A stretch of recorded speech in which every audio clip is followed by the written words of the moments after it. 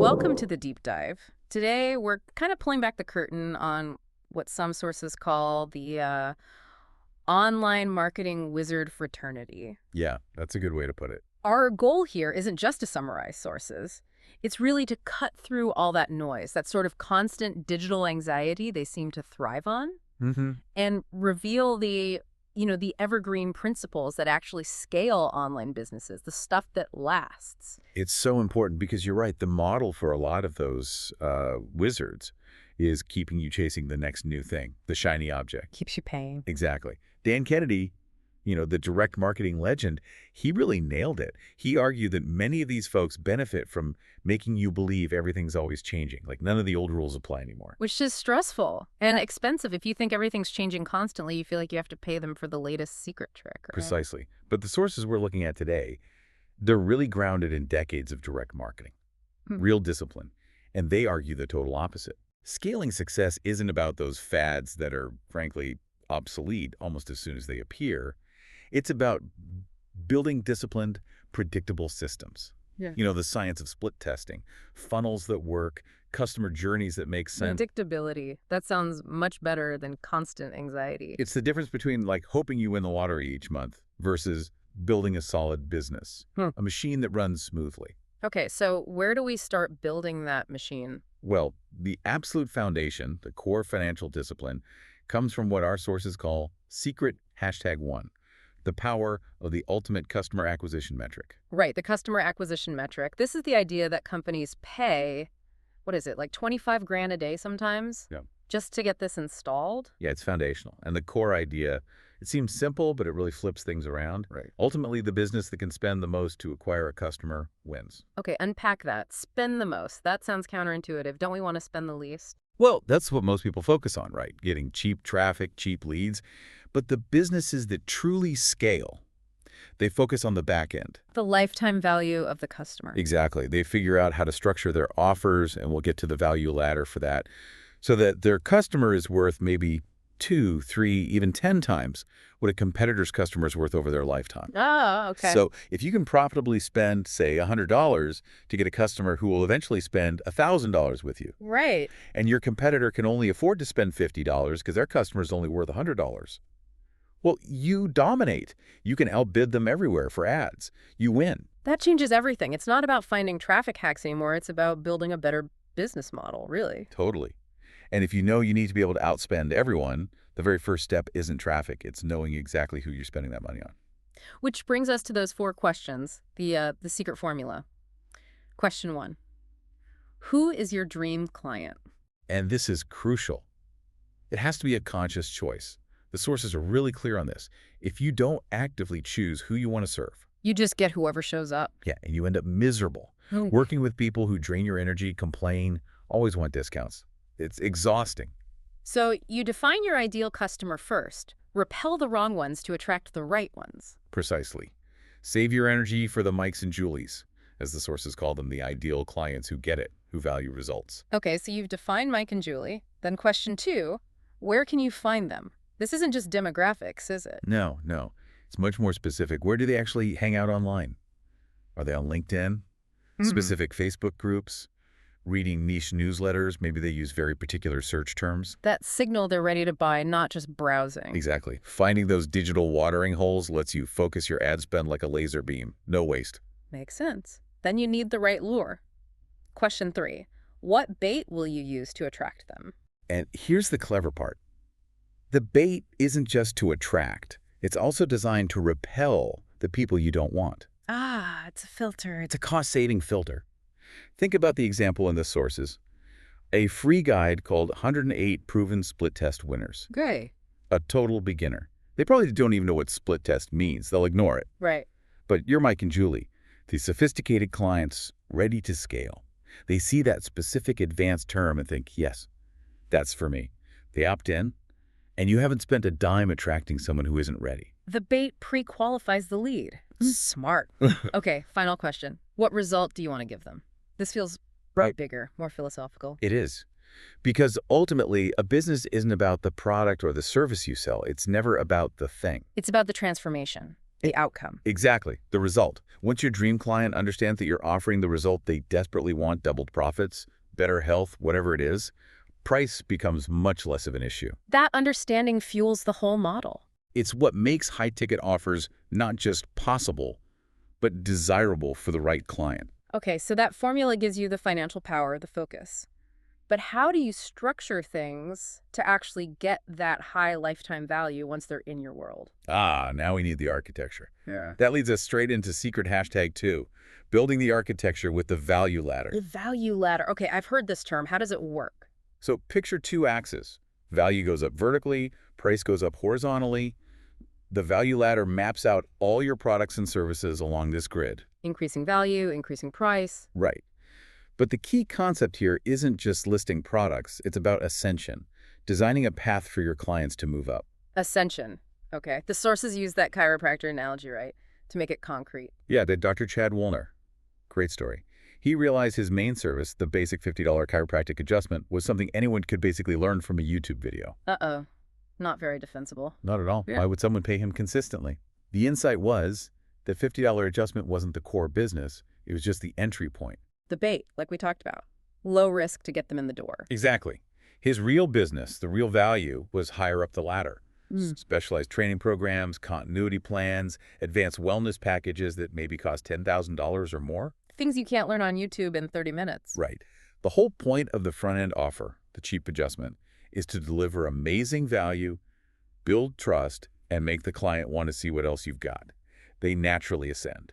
So the value ladder isn't just a price list. It's a strategic pathway built on over-delivering at each step. That's the essence of it. You provide insane value at every level, so climbing higher feels like the natural, obvious next step for the client. And that's how a business can afford those high customer acquisition costs we started with. Precisely. If you only sell the $50 thing, you can't afford to spend $100 to get that customer. But if you know, say, 1 in 10 of those $50 customers eventually buys a $5,000 package. Suddenly the math works out completely differently. Totally. You can spend $500 per customer and still be profitable. The deeper your ladder, the more high-value steps you have, the more you can spend upfront to win the customer. Okay, so we have the financial logic, the customer definition, the value architecture. But how do you actually guide people through this ladder online? Good question. That requires the actual mechanism. Secret hashtag 3, which is the sales funnel. The funnel. It's simply the online process, the web pages, the emails, the videos that systematically move a customer from one step of the value ladder to the next. From the initial bait. All the way up to your highest level offerings. Yeah. The funnel is the machine that manages that ascension journey. And the deeper your funnel, the more back-end value you have. The more you can spend on the front end. It all connects. It's all interconnected. Okay, this makes a lot of sense architecturally. But a perfect machine, a perfect funnel, it doesn't run itself, does it? Especially online. You need connection, trust. Exactly. The machine needs fuel. And in the online world, that fuel is relationship, personality, trust. Which brings us away from just process and structure and into the human element. The person behind it all. Yes. This is secret hashtag 6, the attractive character, or AC. If the funnel is the highway, the AC is the guide people trust enough to get on the bus with. No trust in the guide. No one takes the journey no matter how good the road is. You got it. The AC is the persona you cultivate that attracts clients, builds a loyal following, and, crucially, turns that following into predictable revenue. Ah, right. The sources talk about that gold standard metric, like $1 per month per person on your email list. Yeah, roughly. Why is that the gold standard? Because it signifies predictable income? Right. If you have, say, 50,000 people on your email list and you reliably get that dollar per person per month, that's $50,000 coming in this month, predictably. Regardless of whether Facebook changes its algorithm again or Google tweaks its SEO rules? Exactly. That predictable cash flow is freedom. It's what lets you confidently invest in spending more to acquire customers, knowing the back end is solid. Okay, so how do you build an AC that inspires that level of trust and loyalty? The sources break it down into 4 elements, right? First is backstory. Backstory is fundamental. It's what makes you relatable. You have to share where you came from, especially the struggles that mirror where your audience is right now. So they see themselves in your before picture. Yes, It gives them hope and makes them feel connected. They think, if they could overcome that, maybe I can overcome this. Like the Jared Subway story again. Without knowing he was 425 pounds, he's just some guy. The backstory is the power. Absolutely. Second element, parables. Stories, basically. Memorable stories that teach core principles. People forget dry facts, but they remember a good story. Like the wrestling coach example. Taking the athlete's wallet for the videotape. Perfect example. That little story instantly teaches the power of having skin in the game, of investment, way better than a lecture on commitment ever could. It sticks. Okay, backstory, parables. Third is character flaws. This one feels a bit weird. We're supposed to show our flaws. Isn't that unprofessional? It feels risky, but it's strategically vital. Why? Because perfection is unrelatable. It actually pushes people away. We don't trust people who seem too perfect. Exactly. Sharing flaws makes you human, makes you real. Think about Superman without kryptonite. He'd be boring, right? The flaws make him interesting. Okay. The sources even mention that successful online figures sometimes intentionally leave typos or use slightly rough language in their writing. Seriously, why? To avoid that perfect facade that makes people feel intimidated or inadequate, it's about being relatable, approachable, strategic vulnerability. Wow. Okay, so strategic flaws, and the fourth element is polarity. Taking a stand. Us versus them isn't that risky. Won't you alienate people? We will, and that's the point. Really? Yes, the AC isn't trying to be liked by everyone. They're trying to attract true fans, raving fans. Not just lukewarm customers. Exactly. Being neutral, trying to please everybody, it's boring, it doesn't inspire passion. When you take a stand on issues that matter to your audience, you repel the people who aren't a good fit anyway. The complainers, the discount seekers. Right. And you fiercely attract the people who resonate with your values. Yeah. Those are people who buy your high-ticket stuff, who tell their friends about you. They become your evangelists. Okay, so the AC with backstory, parables, flaws, and polarity, it builds the trust. Now, how do you use that AC to, like, instantly bond with someone new who just joined your email list? Ah, that's where the communication engine comes in. Secret #7. The soap opera sequence, or SOS. Soap opera sequence. Sounds dramatic. It is. By design, it's inspired by actual TV soap operas, think high drama, open loops, cliffhangers.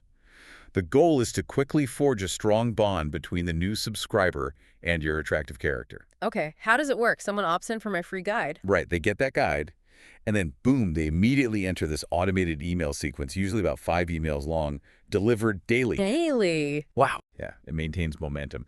And the genius is, it doesn't start chronologically.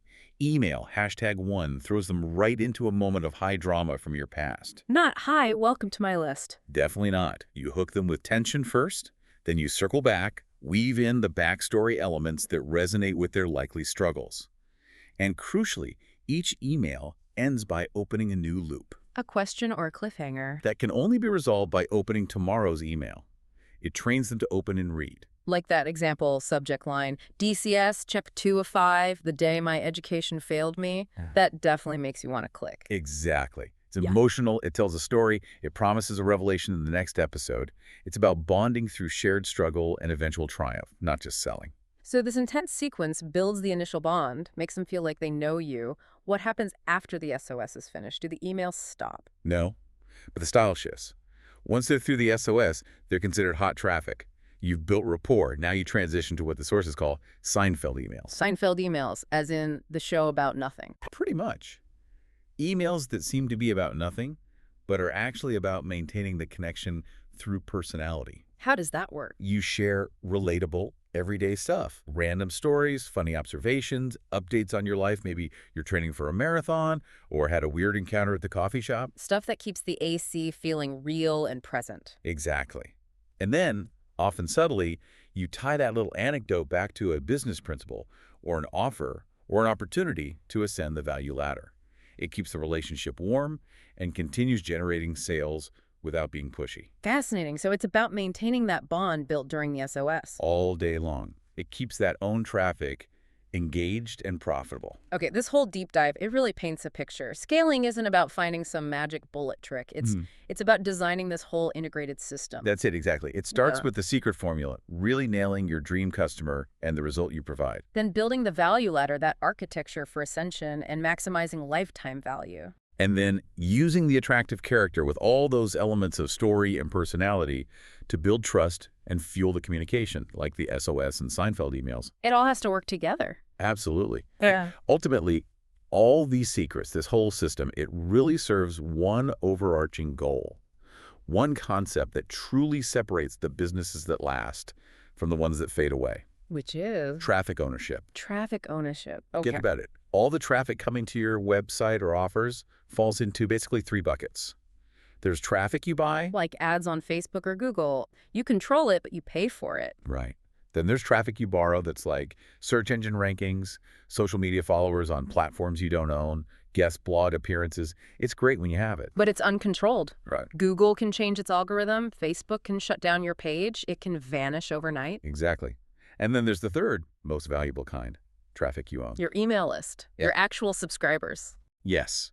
Your email list, maybe your SMS list, your community platform members, people who have explicitly given you permission to contact them directly. That is the ultimate asset. Because you don't have to pay rent to Google or Facebook every time you want to reach them. Precisely. It's predictable. It's stable. It's yours. So the real endgame of this whole funnel and value ladder system. Your single most important objective, from the moment someone first discovers you with that initial bait through the value ladder, through the SOS, is to convert the traffic you buy or borrow into traffic you own as quickly and effectively as possible. Build that list. Build the list. That commitment is what creates true business predictability, lasting asset value, and makes you resilient to all the constant changes in the online marketing landscape. That really is the secret, isn't it? Control your own audience. It's the core of sustainable scale. So a final thought for everyone listening. If you want to start putting this into practice, maybe the first step isn't tweaking your ads or building a complex funnel. Maybe not. Maybe it's really thinking about your persona. Which type of attractive character are you? Are you the leader, the adventurer or crusader, the reporter, the reluctant hero? Yeah, figuring out which story archetype fits you authentically. Because nailing that persona, that story, that's the foundation for building the trust that makes everything else, the value ladder, the funnels, the owned traffic, actually work. It all starts there.